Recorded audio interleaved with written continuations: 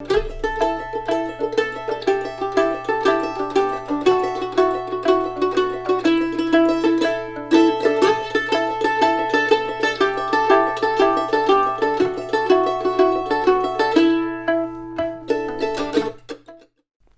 this video, I want to give you some tips how you can boost your creativity by using a looper. It's a very fun and simple way to get some new ideas into your playing. And I'm going to show how I use it for practicing like exercises, scales, soloing. I even use it for composing and arranging, writing harmonies and things like that.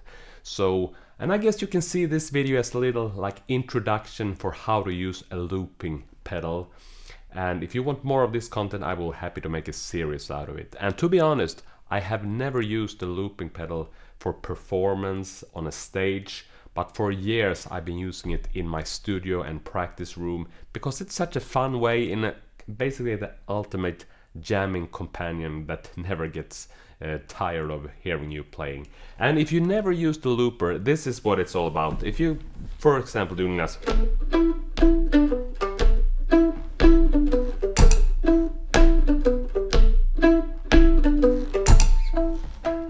can see you get a loop like that,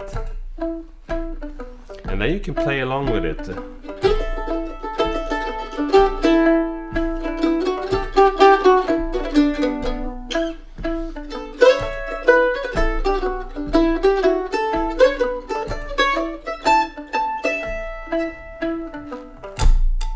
So yeah, let us check out some cool feature of using a looper.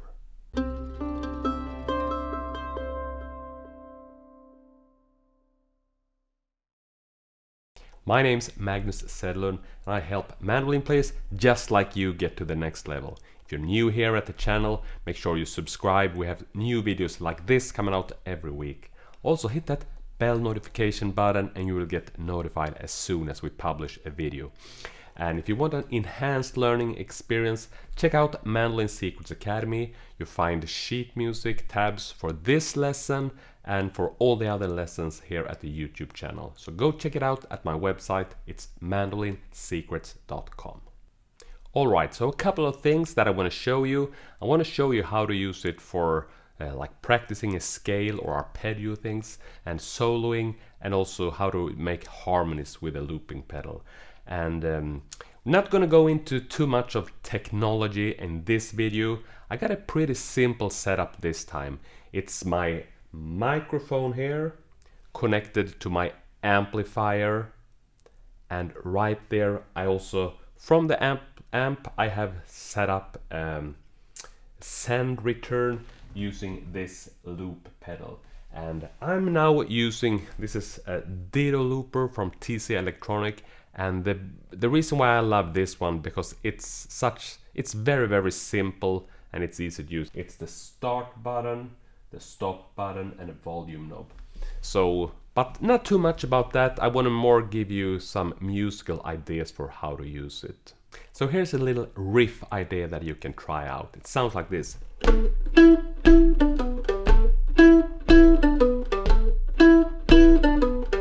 So basically one bar long. It's the notes are A, E, D, B and G. When you're about to set up a loop, this is a tip that I want to give you. First, two tips here. I think hitting the buttons on my looping pedal is easier when I'm wearing shoes. So that's something you can experiment with, but I'm using shoes, and I also like tapping my foot like this, because that gives me the tempo and the groove, and then it's very easy just to push the button like that. Push the button like that. Push the button like that. Push the button like that. Yeah, there's a million ways to connect the looping pedal, not a million, but many ways. But yeah, I'm using this simple setup this time. And again, doing this, setting up the foot so I'm getting it.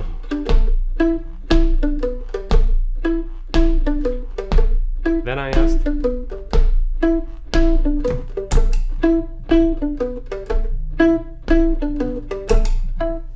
and it plays back to me. And for my pedal, I can stop it is like that, and I get back to it.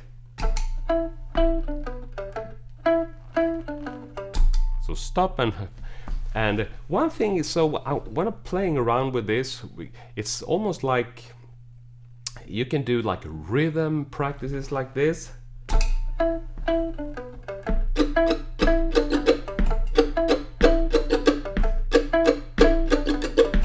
So it's almost like setting up a metronome or backing track for yourself. We can practice some cross picking, for example.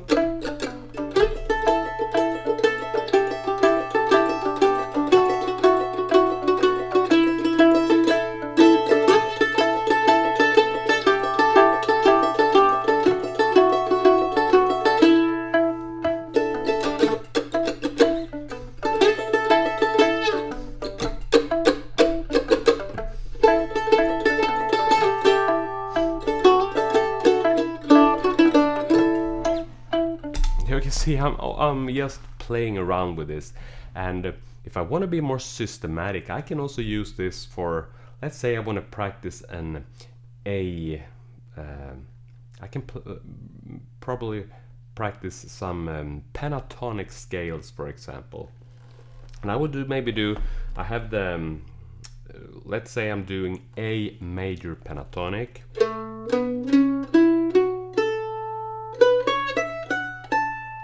Maybe I want to run the scale up and down only.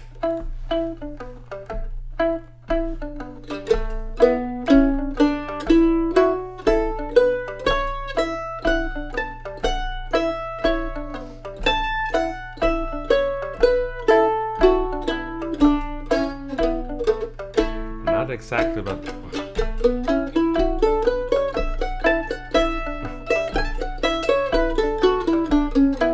not again.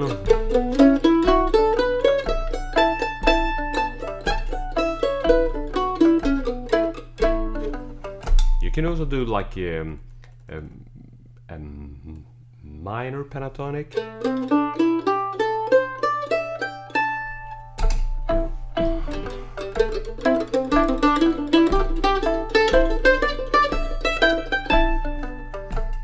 Going down.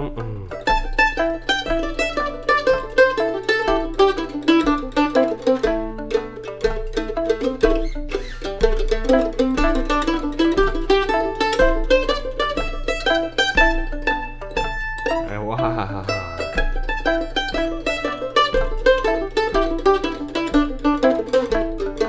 Doing it slow also.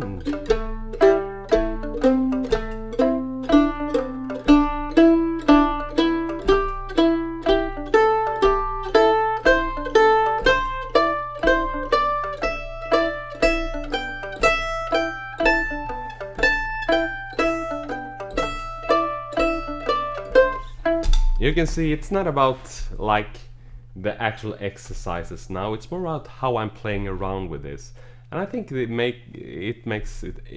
becomes very fun way to work on things like this.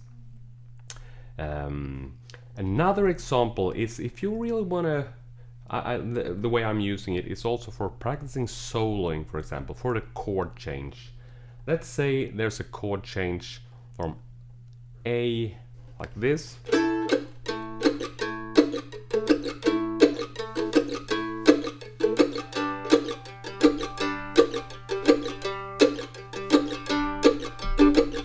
I want to practice that. Setting up the loop again. I'm cleaning the looping pedal. Then I'm tapping my foot.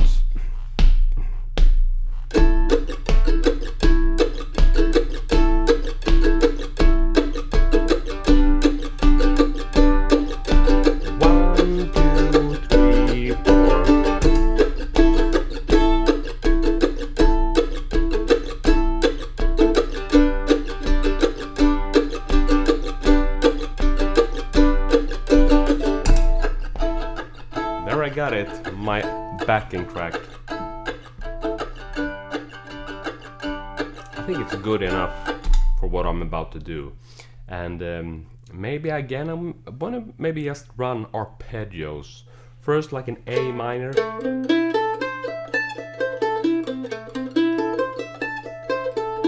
Coming to the G chord. Let's see how it sounds. Going here. 1, 2.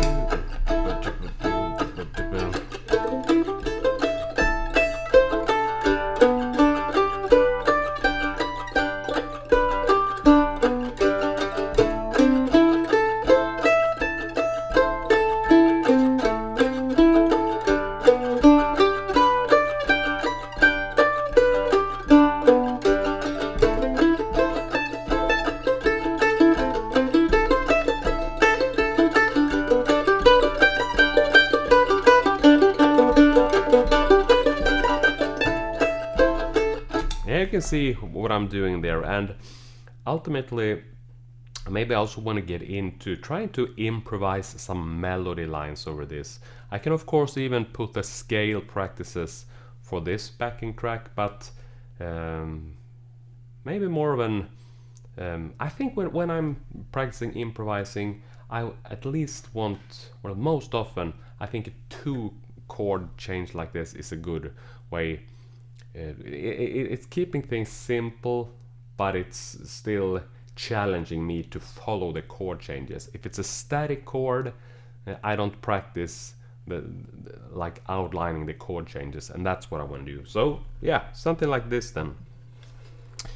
So and if you're interested for, I'm thinking A minor, and then I'm going into G.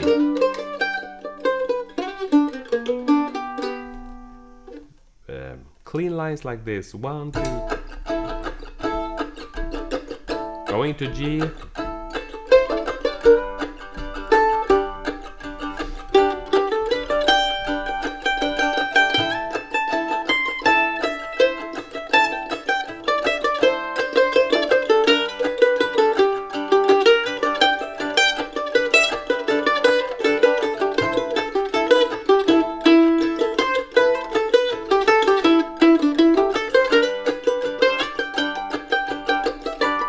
maybe some double stops.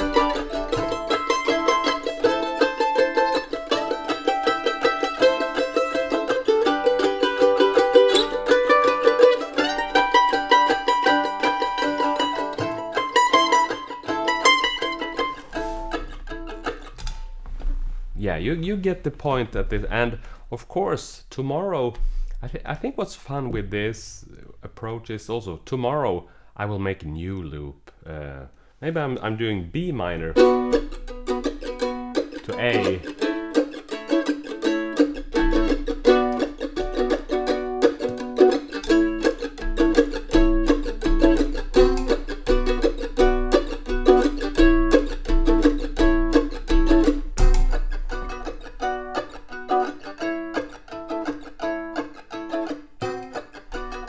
Not the perfect loop, but it's good enough for this purpose.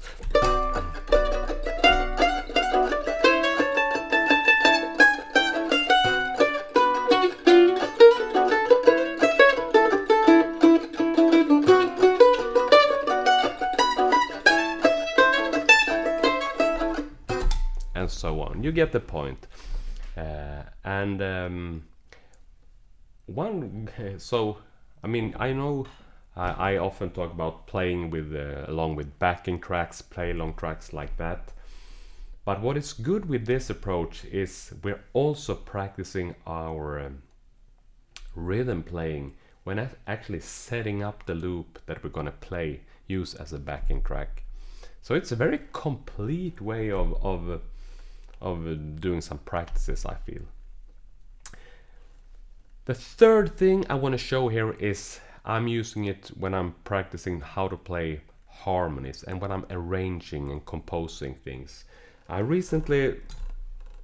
can show you, here's a tune that I worked on recently. It's a polska.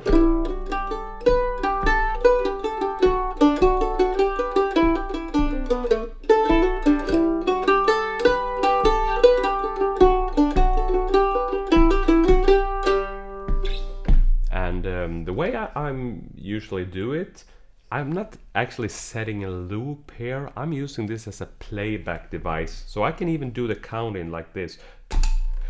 1, 2, 3.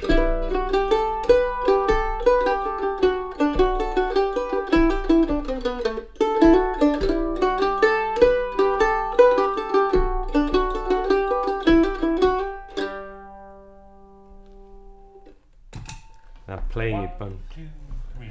So you can see I even get a count in now. 1, 2, 3. And normally I wouldn't play it as fast as this when I'm making the harmony, but now that I'm practicing it, it's good. And then I can just start it.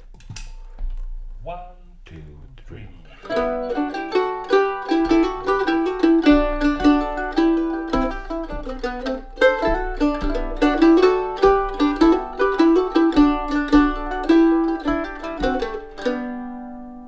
Doing it once more. 1, 2, 3.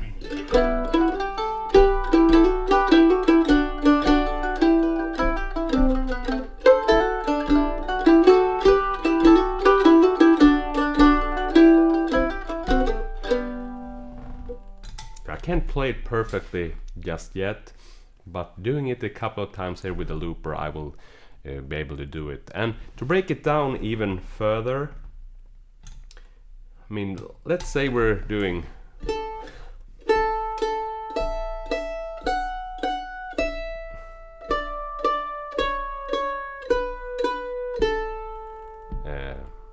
Twinkle Twinkle Little Star. Here's how we'll do it. Again, I'm first starting the looper, and then I count in and I play it. 1, 2, 3, 4.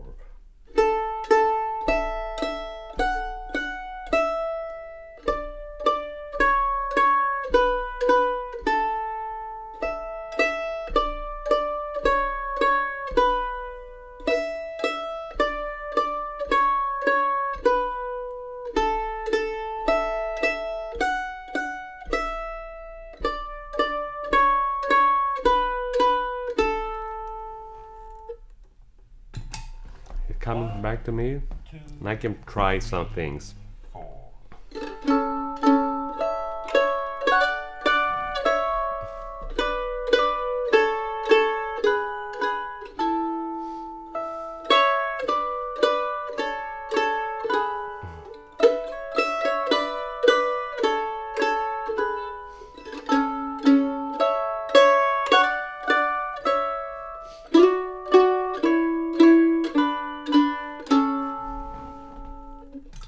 And I get a chance to play it over again, and I can try things. Maybe I want to.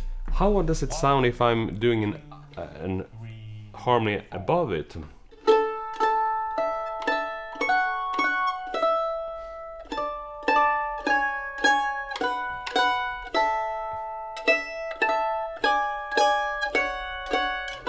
You can see that doesn't sound good, and I can immediately change it. Well, I start on another place, and let's see. 1, 2, 3, 4.